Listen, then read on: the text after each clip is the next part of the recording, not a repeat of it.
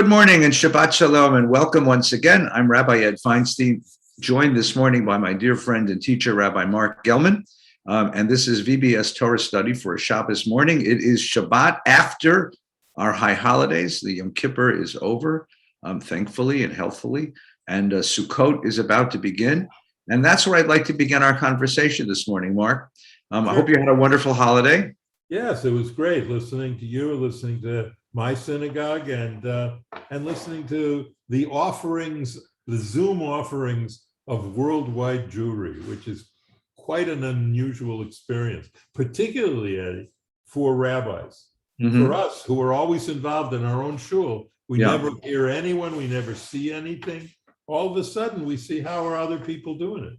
So yeah, it's big. Plus, this is the great time for rabbis in the cycle of the year, because you're done with Rosh Hashanah, Yom Kippur, and you're done with your big sermons, and you can take a breath. Yeah. Well, so let's begin there. I mean, the question is going to be next year and let's say 10 years from now, once we have tasted the power of this medium to share our worship services and our Torah, do you think we're ever going to go back to solely having congregational services, or is this model of broadcast services something that's going to continue as a mode of communicating in the Jewish community? Well, what's your thought?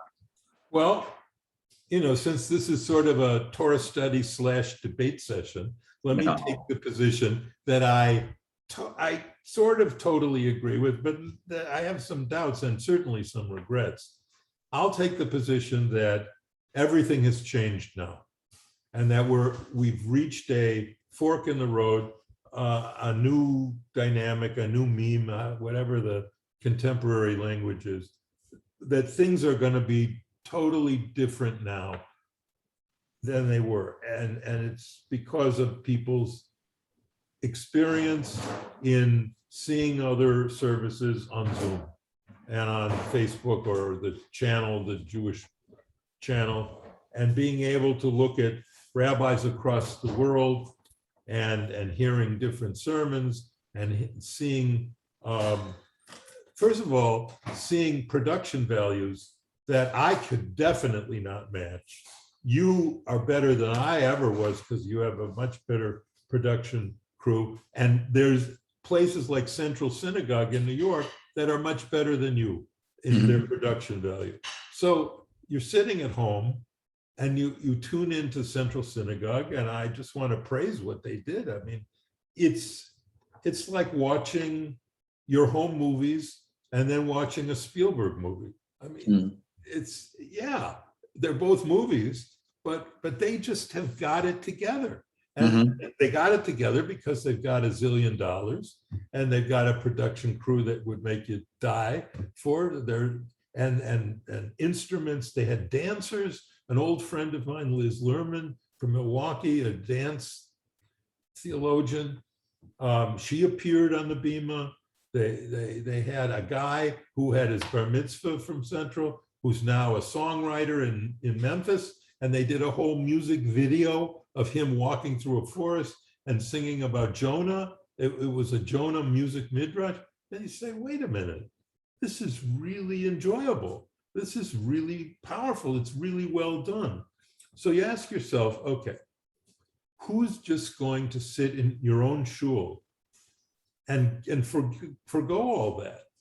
And my answer is the core group, the group for whom your synagogue, my synagogue, was the locus for their friendship formations, for their deepest friendships come from the shul, and they're religious Jews. They need the shul. They like praying. They like connecting to God through physical contact. All of those good things, and those are all good things. That group will continue to want to go to synagogue. The problem is not, will there be anyone to come? Of course there will. The problem is, are enough people in that core group, are there enough people in that core group to financially support a synagogue? And that's the hard, real question.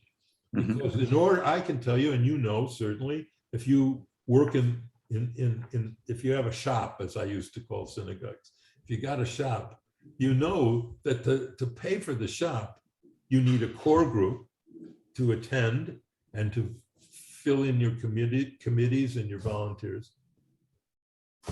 And you also need a whole, what I used to call ballast in the ship of state, which were people who would pay their dues, come twice a year, and they weren't griping. This is all they wanted from the synagogue, but they were willing to sign up for that level of commitment. And I needed that. You need that. We need that mass group of people who really don't show up, not only because you couldn't have 3,000 people there for Shabbos and be able to handle them, but because that's just the way it is. You need people who are willing to pay their dues to support the synagogue, because that's what Jews do. Mhm. I think that's the group that's going to be decimated by COVID. And that's the group that's going to say, look, do I need to pay several $1,000s a year for that privilege? I can sit at home. I can still watch Eddie. I can still watch Marc. I could still watch Central. I could watch, an Orthodox synagogue. The Hamptons has a big production value. And I can do all that for free. Why do I need to fork over several $1,000s if being in the synagogue isn't a primary need? I'm not talking about people for whom it's a primary need. It's the marginal group that I think is going to destroy the old ways and force us into really a kind of triage of synagogues in which some will survive and many, many will not. Yeah, I'm afraid you're right. I mean, you're certainly right about the impulse to toward the broadcast medium, and I don't think that's ever going to go away.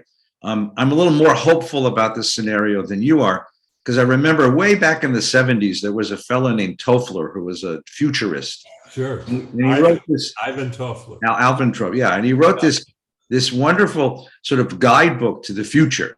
And one of the rules that he put out was high tech, high touch, which means the more our lives are taken up like this, looking into screens, the more we crave face-to-face, real human community. And it seems to me that that's going to be one of the counter moves, that because COVID has moved so much of work online and so much of shopping online, so many things that used to be essentially social experiences are now relatively solitary experiences. There's a deep human need for some kind of connection, to be face to face with someone, to talk, to hear, to listen, to share, to touch. And I think people are feeling that more and more. And the question is, which institutions in the community, how is the community organized to satisfy that? And if it means synagogues can't be what they were before, it means so what do you think? What are the institutions that you think? It means that it can't be big mass institutions. They're going to have to engineer, as it were. That's a tough word, but they're going to have to organize, as it were, opportunities for small groups, for face-to-face conversations, for deep relationships. And that's what people are going to come to a shul for. So I think we're going to see what was happening. It was happening before, but I think this is going to accelerate the process even more. And I who can prophesy what's going to happen next? There's an editorial in the paper yesterday that COVID is only the beginning. That this notion of pandemics is something we're going to live with for the rest of our lives. So this may not be the last time that this sort of isolation and separation is going to come to us. But I still think that you're going to need some institutions, and shuls are beautifully positioned to do this, to offer people an opportunity to connect with each other. And the question is, how do they do that? And how do they reconcile that with their other priorities, with the other kinds of things they want to do? And how do you deal with the financial, as you talked about, the financial foundational issues, which are very difficult. I've often thought, if I had one wish to make to God in the world as a rabbi, it's take money out of the equation and let me create the community without having to worry what it costs. Because if we're able to do that, it changes the sort of language of, and it changes the whole way of thinking about the institution. I don't have to worry about institution. All I have to worry about is community. And that's something that I cherish. I really cherish. Right. Well, I think you're onto it. And let's just speculate on several models, which I think may end up replacing the old traditional brick and mortar synagogue, just like Amazon replaced the old department store. And except that Amazon's opening a supermarket a block away from here. So even Amazon has decided it can't be entirely online. People actually do want to push a cart through aisles and touch the product and look at one product and look at another one, which is a very interesting thing. It's a very interesting thing. They're doing it not so fast. They're doing it for the one item they can't sell online, and that's produce. No, it's a whole supermarket. It's a huge supermarket. It's got all kinds of housewares and stuff. I think you're underestimating how much people actually like tactile shopping as opposed to online shopping. So what they're doing is what they're doing. Here's some ideas about what we can do. One is they'll remember the chavurot and how because after all, you were the centerpiece of it. Right. VBS is where they were invented. Right. Where they were invented. And I published a piece in Moment debating Larry Hoffman about it. And I said, not so fast. We need community. We need people to that. And I was right about the chavurot. They didn't ever succeed in the mass way that Harold thought they could. But here's the deal. What happens if people gather their friends, which I think are going to be the building blocks for the future communities? You gather a few friends in a sort of ersatz chavurah, and they say, we're going to listen to Marc and Eddie on Shabbos, but we're going to do it in my house after COVID is done. Yeah, right. And we're going to have 10 people in my house. We'll have a little kiddush in the house, and we'll listen to them do their Torah drasha, and maybe we'll discuss what they had to say afterwards. Maybe we won't, but we'll listen to them. And then on Friday night or on Shabbos morning, maybe we'll gather for Yontif or maybe for Shabbos. And so that's one possibility. And that's your wish. It's free, it's online, and people can say, you know what, let's go to Jerusalem this Shabbos and let's see what Levi Gellman is doing in Kol HaNeshama. Let's see what, Wolpe or what Eddie is doing, or let's go to different services and taste what they're doing. And then it's going to, so that's one possibility, that community will be reformed in smaller little units around the hearth, but the hearth is going to be your TV, your computer screen, or your TV. So that's one possibility. The other is non-religious communities. I can tell you, living in a gated community in Florida, which is basically, as far as I can tell, all there is down here. In my little community, it's a real community, and we did break the fast with people here at our little country club last night, and there were people there, and it was fun, and it was great, and so friendships are formed around for people who are retired down here in these little gated communities, or up north in fancier country clubs or this or that. Their friendships are formed there. And so there's other different places that are not religious, but are Jewish, in the sense that the people who are in these communities are Jewish and they need to be together. And so they form that. And then finally, I think there's the possibility that we just haven't been honest in the number of people for whom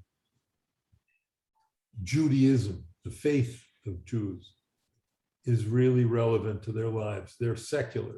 We live in a secular age, and many of them joined synagogues because it was the thing to have your kid bar mitzvah. I think that group may say, look, go do your thing. I'm not religious. I'm out. And that's where I think the real culling of the synagogue is going to happen. there's not going to be enough Jews who will be able to support synagogues in the future. Yeah, And you're right. many will be shut down. And I think Well, that's going to affect the seminaries. Right, Because right. they can't accept the same number of students because they can't place them in jobs. And I think it's going to delay retirement of older rabbis. I think it's going to create real financial peril for synagogues that were based on the bar mitzvah, bat mitzvah model, which was my synagogue on Long Island. So in the spirit of post-Yom Kippur depression, you've succeeded.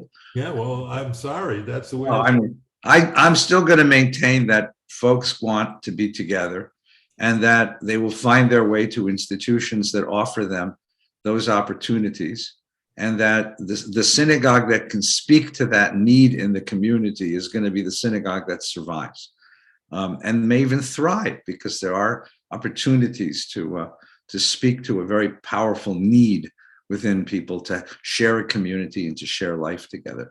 Let's move for just a moment to another topic. Sukkot is about to begin, which is an interesting fact of the Hebrew calendar, that we finish the high holidays. We finish Rosh Hashanah and Yom Kippur, such intense spiritual work. If you do it right, it really is a very powerful, intense thing. You turn the page and 4 days later, you have another holiday. It's like, this seems like bad planning, frankly. But there must be something there. There must be some resonance between the two holidays, between Rosh Hashanah, Yom Kippur on the one hand, and then the Sukkot and Simchat Torah holidays on the other. So how do you read that? How do you read the either harmony or disharmony or discordance between these two festivals? Well, you know how in the Torah, there's what I call frayed edges in the Torah. The frayed edges in the Torah are things that weren't sewn up right.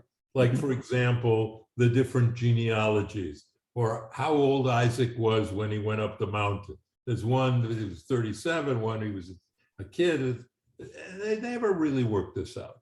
And because they didn't care how old this person was or that person was, they just sort of let it go through.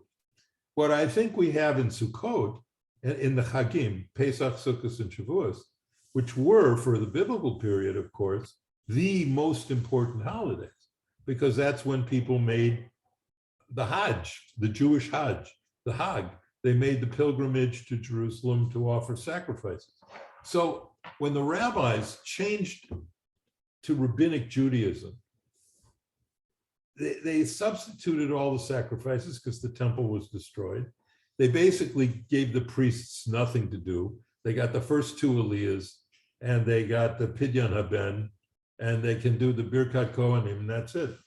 So basically, you just have the biblical holidays, which the rabbis couldn't get rid of, and I don't think they really wanted to, but they built up Rosh Hashanah and Yom Kippur, which was far more than they were in the Torah. And that diminished Sukkot, Pesach, Sukkot, and Shavuos. It diminished them because those holidays make no sense unless you have a temple in Jerusalem where you can go and bring animal offerings. And so they tried to build rituals around them.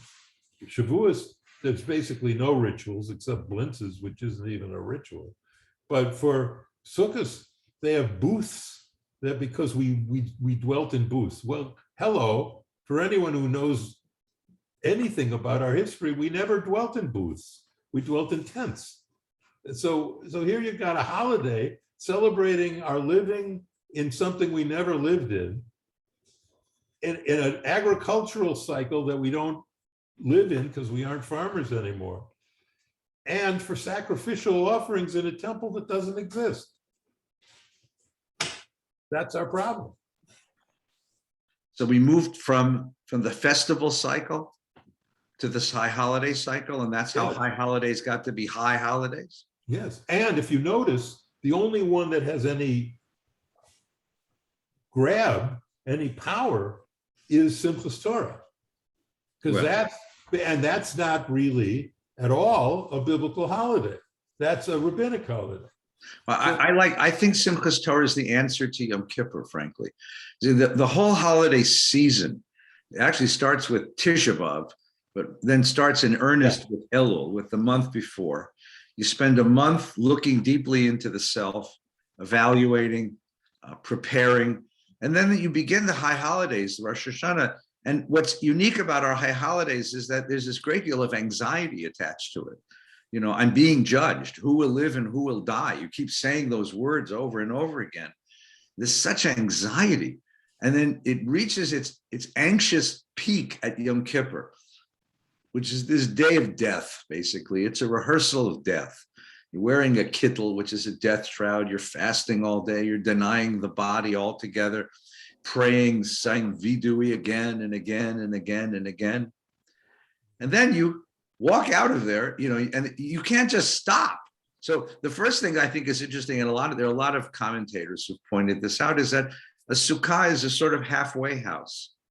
You're not going to walk out of the spiritual intensity of death of Yom Kippur and walk right back into your life. It's impossible. You need a break. You need a sort of halfway back in. And the sukkah is a very interesting symbol, because on the one hand, it's Zman Simchatenu, the time of our joy, which is beautiful. But on the other hand, the tradition is that the sukkah is supposed to be a little shaky. It's supposed to continue to represent our vulnerability in the world. And the simcha, the joy of Sukkot, is accepting the fact that I'm vulnerable, that I'm mortal, that I'm finite, that my days are limited in the world. Still, I can find a little happiness, a little joy in sitting down to a nice meal with my family, with my friends, and sitting outside here in California, and I'm sure in Florida as well. It's a very lovely time of year. Yeah. The heat broke here in LA just yesterday. And for the first time, we had like a cool, chilly morning, and I had to wear a sweater last night at the break fast, which was so wonderful. And it's a lovely time to sit outside. And it's a lovely time to take in the glories, the gifts of nature. It's a lovely time to say, okay, if it's true that I'm finite, but still I have these gifts that make my life worth living. I have family, I have friends, I have a certain amount of bounty to enjoy. It's nice. And then Simchas Torah comes, and Simchas Torah is the absolute opposite of Yom Kippur. On Yom Kippur, religion is heavy. And on Simchas Torah, you dance with the Torah. Right? On Yom Kippur, you fast. On Sukkot and Simchas Torah, you feast. On Yom Kippur, you end something. It's this rehearsal of death. And on Simchas Torah, it's all about beginning. It's beginning the Torah cycle all over again. So I think this is a sort of your last hug from the holiday season, saying, okay, go into the year now. You're ready. Now you're ready. You've gone through the whole process, the elinksis, the deep inner spiritual work of having torn the self apart, put yourself back together. Now you can have a kiss of celebration, a little feast to go home and enjoy it, which I think is just lovely. Now that brings us to the next piece of this, which is the book of the Bible.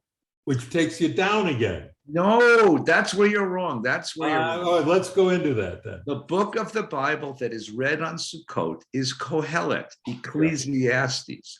And for those of you who are having a tough time with COVID and with politics and with climate, as do all of us, of course, this is a really lovely time, a lovely book to sit down and to read. Because what this book does is ask the most profound and deep questions of life. What is it for?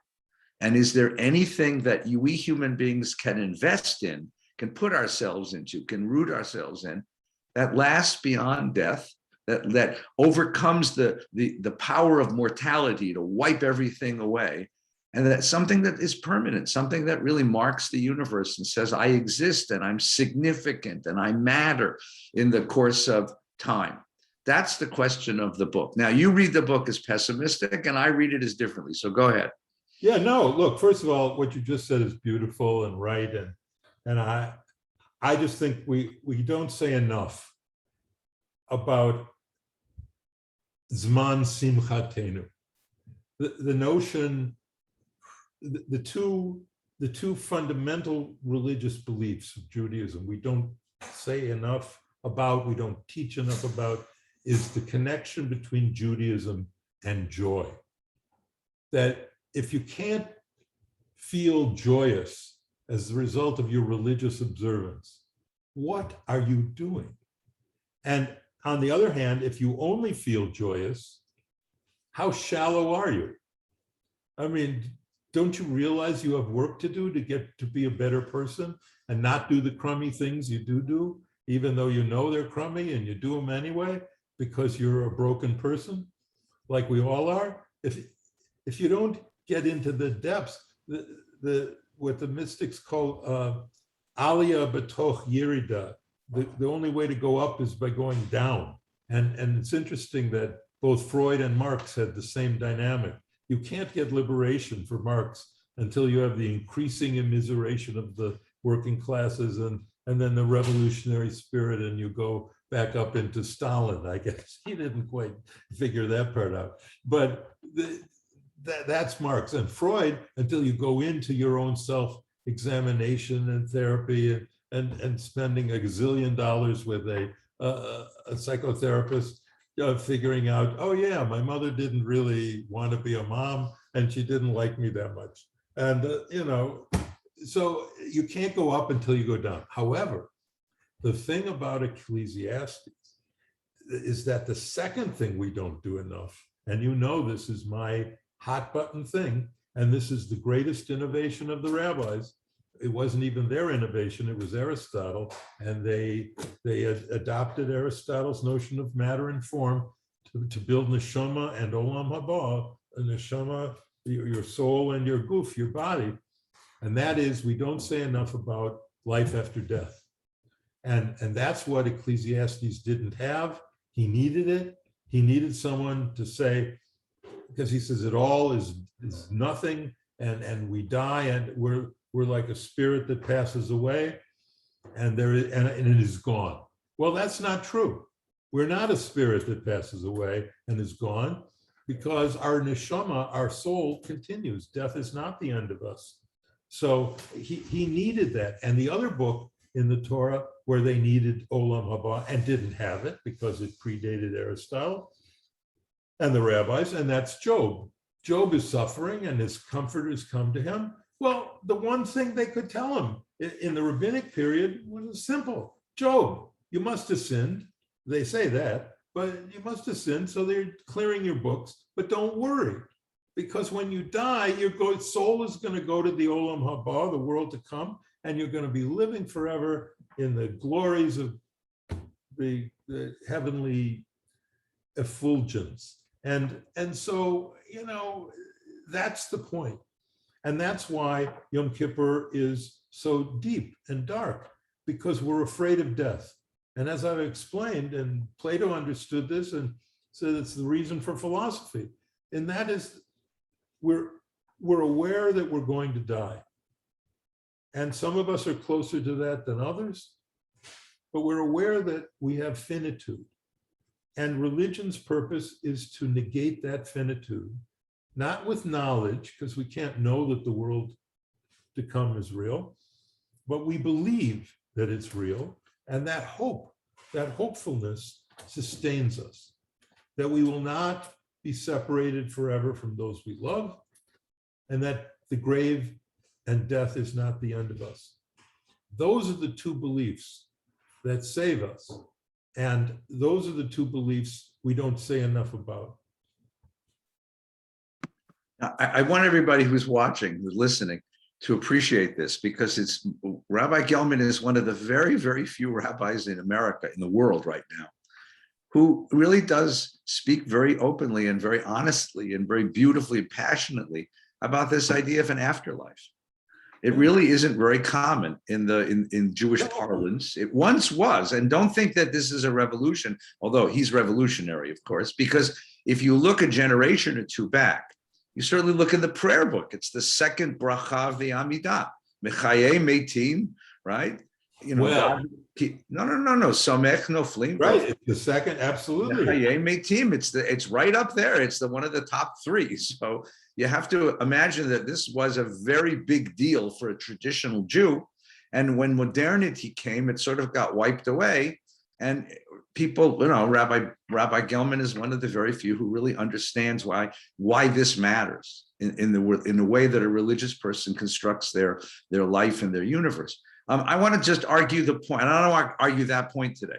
I want to argue the point about Ecclesiastes. Okay, I think he does have an answer. Now, you may not like his. It's true that he doesn't have your answer, but the way I read it, he does a number of these thought experiments, trying to figure out what thing in the world can I invest myself in? Can I really concentrate on, commit myself to, and see if I can find something. The Hebrew word he uses is yitaron, which is an accounting term. It means it's profit, it's surplus. It's after you subtract death, what's left, right? And he tries pleasure and fun, and he tries wealth, and he tries wisdom, and he tries righteousness or devotion.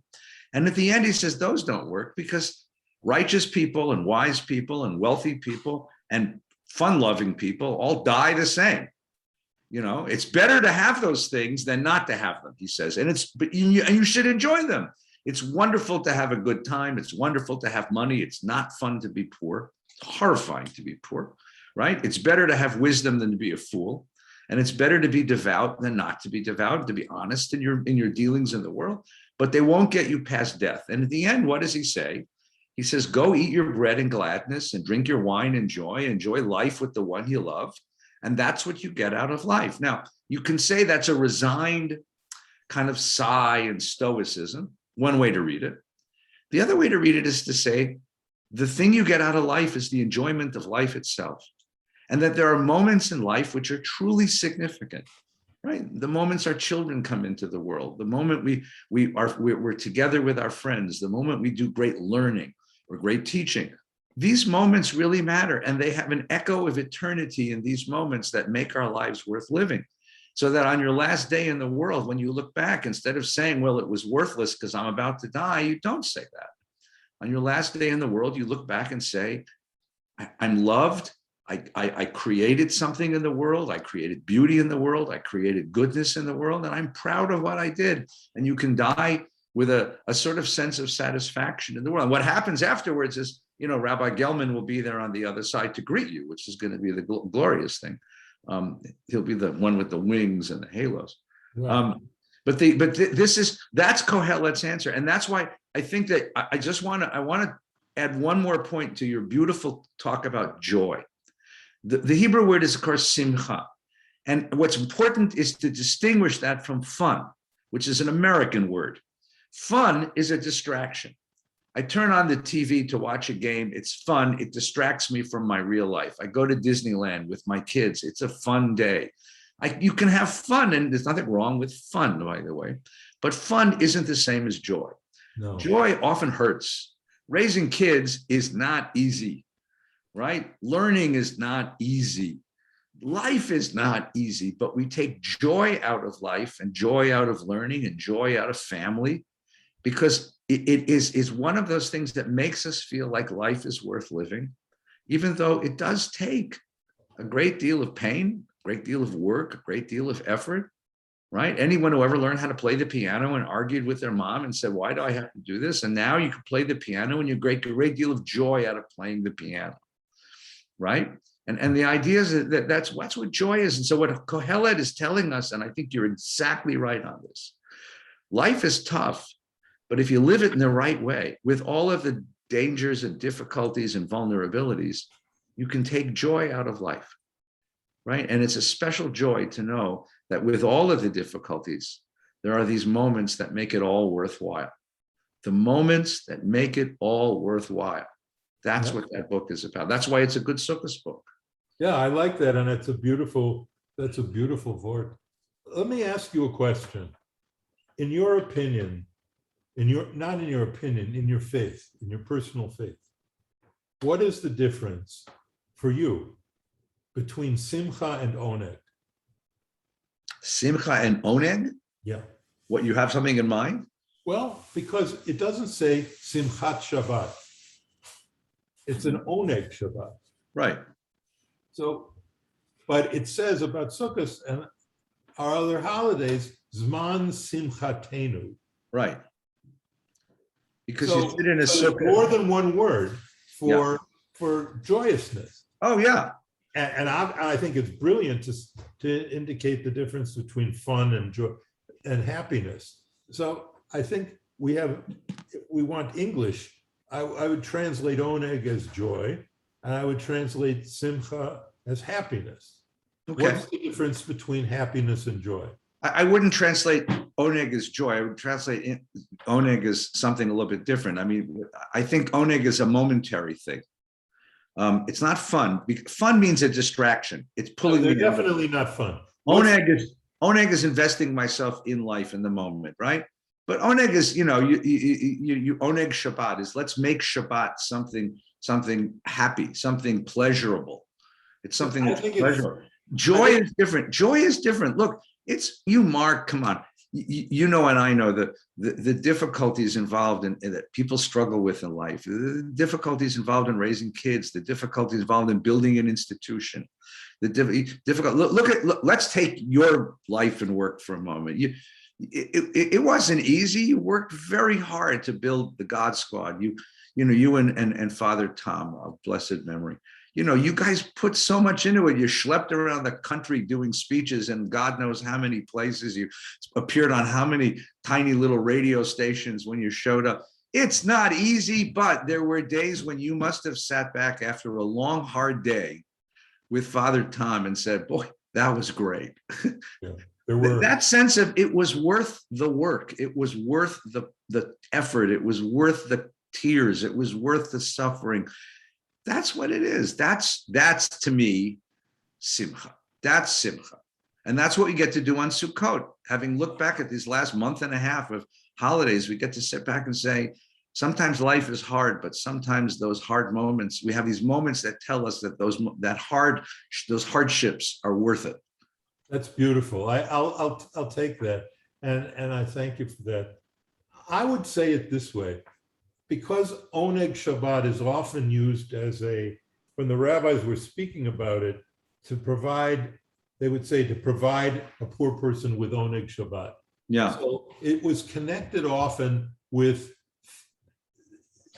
money to buy food for Shabbat. It was physical. So oneg, I would say, is the joys of the body.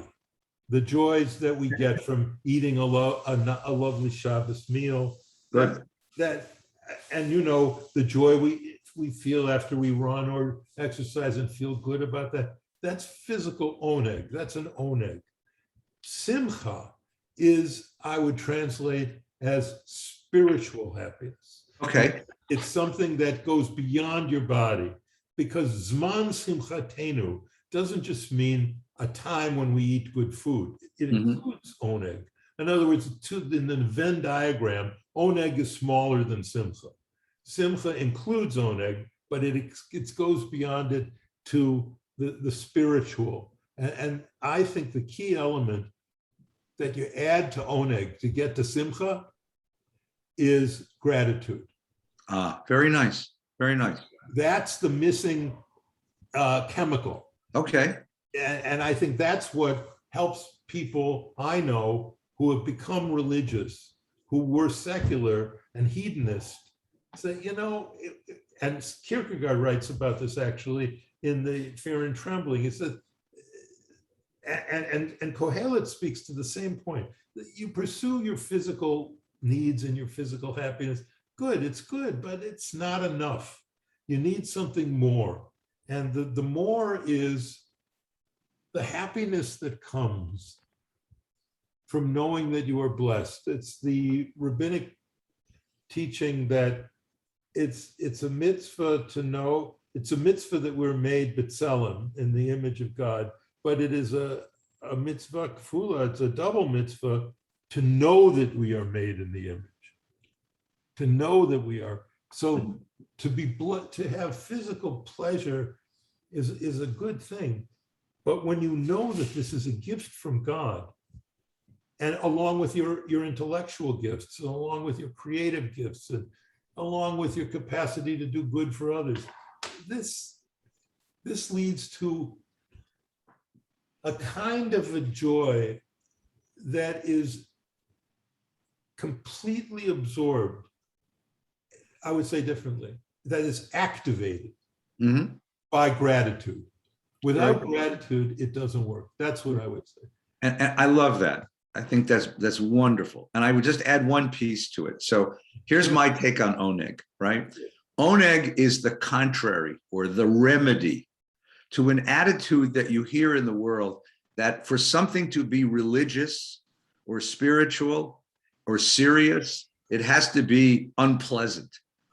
It has to be difficult, right? My Zayde used to read the Yiddish papers and he'd shake his head and say, "Oi, Schwerz ist eine Yid." Yeah. Right? Schwerz ist eine Yid. Difficult to be a Jew. It's hard to be a Jew. But what happened is that attitude, he was describing the world because he would read about anti-Semitism and he'd read about the difficulties of the state of Israel. But we turned it into a prescription. If it isn't schwer, if it isn't hard, it's not really Jewish, yes. Right? No chrein, no gain, you know? And you know what you say examples of this. There's so many examples of this, right? That's going to be the name of our new book, Marc. Like there's a lady, you must have had the same experience. There's a woman who comes up to me after a service and she said to me, "Oh, Rabbi, I had such a lovely evening. I forgot I wasn't shul." You know? Exactly. Like if it's not boring and dull and heavy and difficult and burdensome and it doesn't make you feel miserable, it's not really Jewish. Yes. So the tradition comes along and says, nonsense. As you said at the very beginning, if this doesn't bring you joy, why are you doing it for? Life is hard enough, for God's sakes. This is supposed to lift a burden off of you, not smash you down with another one. That's the definition of oneg. It's the answer to spiritual asceticism. Oh man, good work. I think we got it there. And you know what this also does? This explains the appeal of Hasidus. This explains why you and I, who are heirs to yeshivish Jews, to Jews who were from Volozhin, to Jews who were stern and stark and who saw, oh, you can felt this is this and it's hard and it's difficult and this. And then all of a sudden the Hasidim come and the Baal Shem Tov says, who is the one with the flute? Yeah, the Baal Shem Tov. He says, the boy lifted up our prayers just with his flute. Right. Or just say the Aleph base and God will put the words together. And this idea of joyousness is really something. I'm telling you, it's something that Hasidus really brought to the yeshivish world, and it was good that they brought it. I don't identify with them because they aren't intellectual enough, but you know they have a point. And well, it was funny. Rabbi Nachman, who says, you know, liot tamid b'simcha, that's the mitzvah, the biggest mitzvah of life. And his great-grandfather, the Baal Shem, said it's sadness that keeps God out of the world. I mean, that was really the repudiation of that difficulty. Well, Marc, I think it's a good place to stop on a note of joy. So I wish you a very happy Sukkot, a good Shabbos and a happy Sukkot. And to all of us who are listening, Shabbat Shalom. Shabbos services begin at 10 o'clock this morning. We'd love to have you daven either online or in person. And of course, this coming week, Sukkot begins on Monday night. Tuesday and Wednesday, we'll have prayers here in the synagogue at 10 o'clock in the morning. And the sukkah is here. If you'd like to come and hold a lulav and an esrog and enjoy the holiday, come by and pretty much come by anytime and enjoy it. It would be lovely to see you. I want to wish everyone a good Shabbos, Shana Tova, a happy, healthy New Year, and Chag Sameach as we begin. Shana Tova. Marc, Chag Sameach. Chag Sameach, my friend.